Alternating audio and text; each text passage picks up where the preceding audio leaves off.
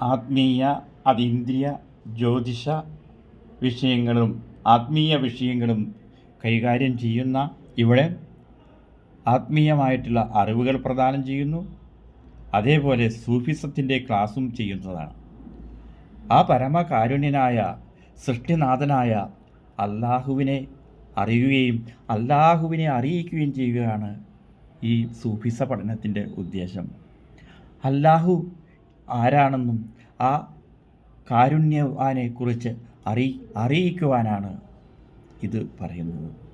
പരമകാരുണ്യനും നാമരൂപങ്ങൾക്കപ്പുറം നിൽക്കുന്നതും ഗുണരഹിതനും സർവത്ര കാരണാഭൂതനും സകല ജീവജാലങ്ങളിലും പ്രകാശിച്ച് അന്തര്യാമിയായി നിലനിൽക്കുന്ന ആ പരമ ആത്മഭാവത്തിൽ പ്രകാശിക്കുന്ന അല്ലാഹു തന്നെയാണ് ഏകനാഥൻ എന്ന് പറയുന്നു.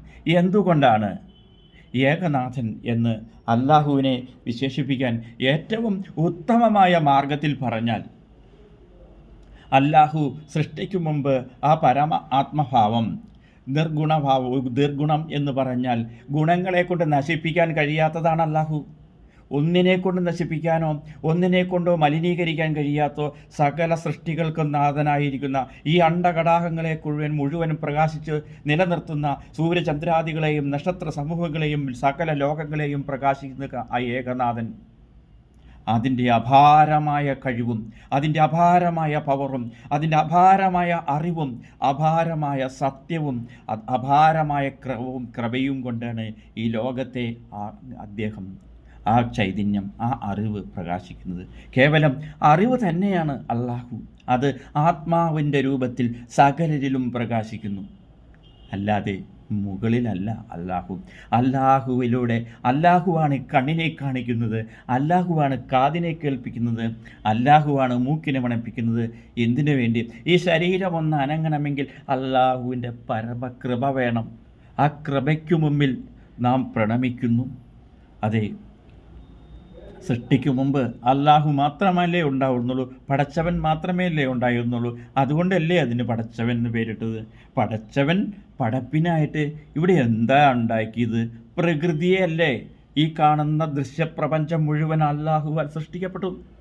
അപ്പോൾ ഈ പ്രപഞ്ചം എങ്ങനെ സൃഷ്ടിക്കപ്പെട്ടു എന്ന് ചോദിച്ചാൽ, ഈ പ്രകൃതി 3 ഗുണങ്ങളിൽ അധിഷ്ഠിതമല്ലേ? നല്ലത്, ചള്ള്, മിശ്രം.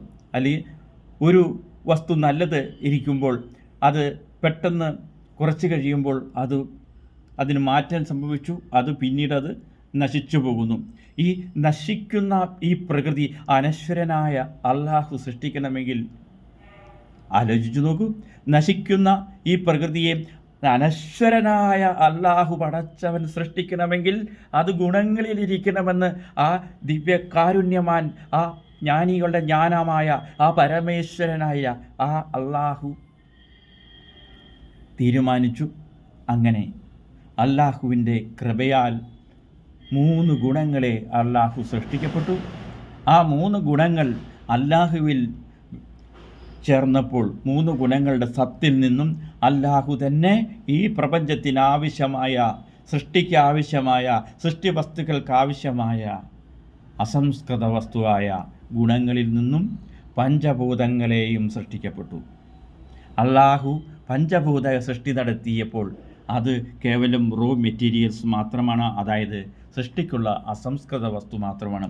അതിന് സ്വയംഭരണമായിരിക്കുള്ള അർഹതയും അല്ലാഹുവാൽ കഴിക്കപ്പെട്ടു. അല്ലാഹു തന്നെ സകല ശരീരങ്ങളെയും നിലനിർത്തിക്കൊണ്ട് അതിൽ അറിവായി, ആത്മാവായി സകല ജീവനിലും അല്ലാഹു പ്രകാശിച്ചു. ഗുണങ്ങളിൽ അധിഷ്ഠിതമായി മനസ്സും ആ ശരീരത്തിൽ തന്നെ പ്രകാശിച്ചു. അത് അല്ലാഹുവിന് വിരുദ്ധമായും, ഏകദൈവത്തെ അല്ല അവിടെ കാണിക്കുന്നത്, വിരുദ്ധമായും സഞ്ചരിച്ചു. മനസ്സെന്നത് പ്രകൃതിയും ആത്മാവെന്നത് അല്ലാഹുവിൻ്റെ പൂർണ്ണ സ്വരൂപം, അറിവുമാണ്. അറിവാണല്ലാഹു. അജ്ഞാനം എന്നതിൻ്റെ മനസ്സ്. അപ്പോൾ എന്തിനാണ് മനസ്സും ശരീരവും അല്ലാഹുവായും ജ്ഞാനമായിരിക്കുന്ന അല്ലാഹുവയും അജ്ഞാനമായ മനസ്സും കാരണം അറിവില്ലായ്മയാണ് അറിവിന് നിദാനം. ഇരുട്ടുണ്ടെങ്കിലേ വെളിച്ചമറിയൂ. കുന്നുണ്ടാവണമെങ്കിൽ കുഴി വേണം. ദുഃഖമുണ്ടാവണമെങ്കിൽ, ദുഃഖത്തെ അറിയണമെങ്കിൽ സന്തോഷം വേണം. അല്ലെങ്കിൽ സന്തോഷത്തിന് മാറ്റുകൂടണമെങ്കിൽ ദുഃഖം വേണം. പ്രശ്നങ്ങളും പ്രതിവിധികളും എല്ലാം അള്ളാഹുവിൻ്റെ ഏകമായ ആ പരമാത്മാവാകുന്ന അള്ളാഹുവിൽ നിങ്ങൾ എപ്പോൾ ആശ്രയം പെടുന്നുവോ അന്നു മുതൽ നിങ്ങളുടെ ഗുണങ്ങളിൽ മാറ്റം സംഭവിക്കുന്നു. നിങ്ങളുടെ നിയന്ത്രണം മറ്റ് ദേവതകളിൽ പോകുകയും ആരാധനക്രമങ്ങൾ ചെയ്യുന്നതോടുകൂടി നിങ്ങൾ ആ ആത്മാവായി പ്രകാശിക്കുന്ന ആ അള്ളാഹുവിനെ വിട്ട് അന്യദേവതകളിലേക്ക് നിങ്ങളുടെ കർമ്മം മാറ്റുകയും ചെയ്യുന്നു. ആ കർമ്മഫലം അനുഭവിക്കുമ്പോൾ അനുഭവിക്കാൻ ഈ പ്രകൃതിയെ സൃഷ്ടിച്ച അള്ളാഹുവാൽ കൽപ്പിക്കപ്പെട്ട ഈ ഗ്രഹങ്ങളുടെ സ്വാധീനത്തിലൂടെ ഈ ജീവജാലങ്ങളിൽ പല പല പല പരിവർത്തനങ്ങളും അള്ളാഹു കൊണ്ടുവരുന്നു. അതിനുള്ള കേവലം ഉദ്യോഗസ്ഥർ, നമ്മൾ പച്ച മലയാളത്തിൽ പറഞ്ഞാൽ അള്ളാഹുവാൽ നിയോഗിക്കപ്പെട്ട ഈ സൂര്യചന്ദ്രാദി ഗോളങ്ങളും നവഗ്രഹങ്ങളും പഞ്ചഭൂതങ്ങളും അല്ലാഹുവാൽ നിയമിക്കപ്പെട്ടിരിക്കുന്നു. ഈ പ്രപഞ്ചത്തിൻ്റെ കെട്ടുറപ്പായിട്ടിരിക്കുന്ന സൃഷ്ടിക്ക് വേണ്ടി അല്ലാഹു സൃഷ്ടിക്കപ്പെട്ടിരിക്കുന്നു. ആ പരമാത്മാവാകുന്ന അല്ലാഹു ഓരോരുത്തരിലും ശരീരത്തെ സൃഷ്ടിച്ച് അതിൽ ആത്മാവായി കുടികൊള്ളുന്നു, അറിവായി നിലകൊള്ളുന്നു. ആ പരമകാരുണ്യവനെ ഹൃദയാന്തരഭാഗത്തിൽ ദീനതയാലും സ്നേഹത്താലും അറിവായും അറിയുമ്പോൾ സകല ചരാചരങ്ങളിലെയും സൃഷ്ടിനാഥനെ നമുക്ക് കാണാൻ കഴിയുന്നു. ആ ഏകനാഥനിൽ ആശ്രയം വിട്ട് മറ്റ് ദേവതകളെ ആശ്രയിക്കുമ്പോൾ, മറ്റ് ദേവതകൾ എന്ന് പറഞ്ഞാൽ മറ്റ് മതങ്ങളിൽ പറയുന്ന ദേവതകളെയല്ല, മറ്റ് പ്രകൃതി ദേവതകളെ ആശ്രയിക്കുമ്പോൾ ആ അല്ലാഹുവിനെ തന്നെയാണ് നമുക്ക് നഷ്ടമാകുന്നത്.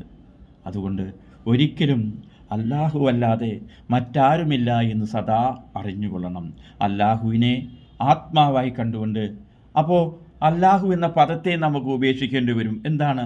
അല്ലാഹുവിനെ അനുസരിക്കുവാൻ വേണ്ടിയിട്ട് അല്ലാഹുവിൻ്റെ നാമമില്ല, രൂപമില്ല എന്ന വാക്കിനെ നമ്മൾ സ്വീകരിക്കുന്നുകൊണ്ട് അല്ലാഹുവിനെ നാം അറിവായി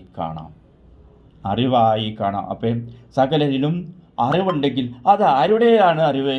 ആ അറിവ് ആ അല്ലാഹുവിൻ്റെയാണെന്നുള്ള തിരിച്ചറിവ്, അതല്ലേ അല്ലാഹുവിനെ ഏറ്റവും പ്രീതി നൽകുന്നത്.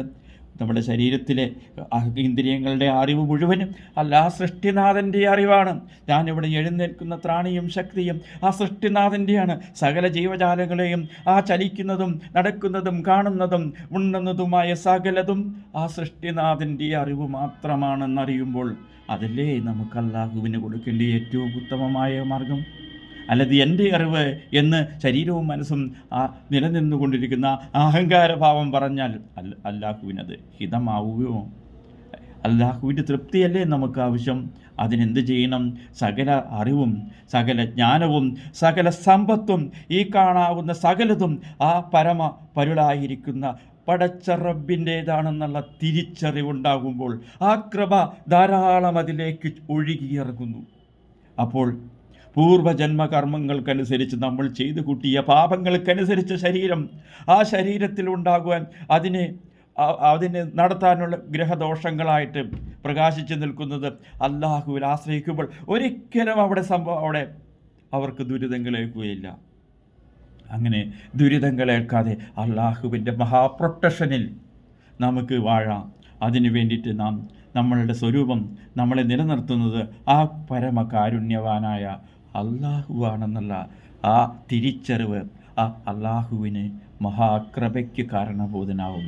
അതിൽ സമസ്തതും എന്തൊക്കെ കാണുന്നുവോ ആ കാണുമ്പോൾ നാമരൂപരഹിതമായ അറിവാൽ പ്രകാശിക്കുന്നു ആ പരമകാരുണ്യവനായ ആ ദൃഷ്ടിയിലൂടെ ആറാം ഇന്ദ്രിയിലൂടെ അതീന്ദ്രിയ ജ്ഞാനത്തിലൂടെ നമുക്കറിയാൻ കഴിയുമ്പോൾ നാം അല്ലാഹുവായി മാറുന്നു, അല്ലാഹുവായി തീരുന്നു, അല്ലാഹുവിനെ മാത്രം കാണുന്നു, അല്ലാഹുവല്ലാതെ മറ്റൊന്നില്ല എന്നറിയുമ്പോൾ അല്ലാഹുവിൻ്റെ പരമകൃപയാൽ നാം ഈ ശരീര മനസ്സിലെ രോഗവ്യാധികളും നിങ്ങളുടെ മനസ്സിനെ ചിന്തകളെയും കലുഷിതമായ ചിന്തകളെയും കാറ്റിൽ പറത്തിക്കളയുന്ന കൃപാനിധേ, ആ കൃപാനിധയ്ക്ക് മുമ്പിൽ നാം തൊഴുകയോടെ ആണ് നമിക്കേണ്ടത്.